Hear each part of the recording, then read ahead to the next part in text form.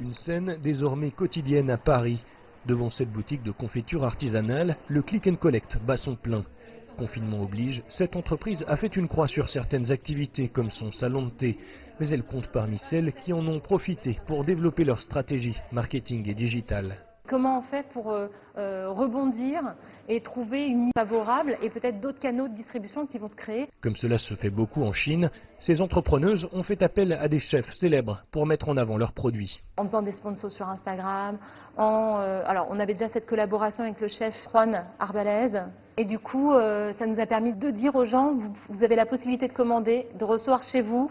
À défaut de pouvoir vous faire un bon resto, faites-vous une bonne confiture. Mais le e-commerce reste très minoritaire en France, à peine 10% des ventes de détail, contre environ 30% en Chine. D'après le gouvernement français, seul un commerçant sur 3 est présent sur Internet. Le confinement pourrait permettre au commerce en ligne de gagner plusieurs années de développement.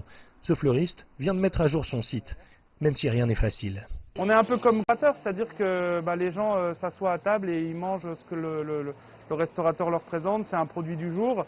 Nous c'est un peu pareil, on ne peut pas mettre à jour systématiquement notre site puisque les fleurs on les change toutes les semaines, j'ai pas les mêmes produits toutes les semaines, donc c'est compliqué à gérer.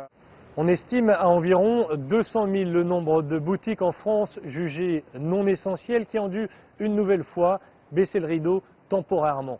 Les frais s'accumulent et une chose est sûre, certaines d'entre elles pourraient ne jamais s'en remettre. Derrière ces difficultés, une opportunité pour ce professeur de gestion et essayiste.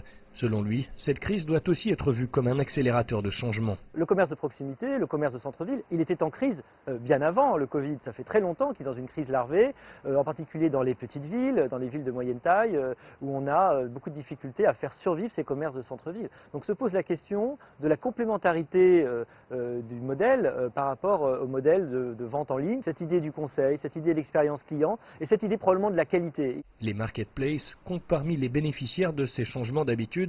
Elles représentaient déjà en France près d'un tiers du volume du e-commerce l'an dernier, année marquée par la percée de plusieurs plateformes chinoises. Cyril Forneris, CGTN, Paris.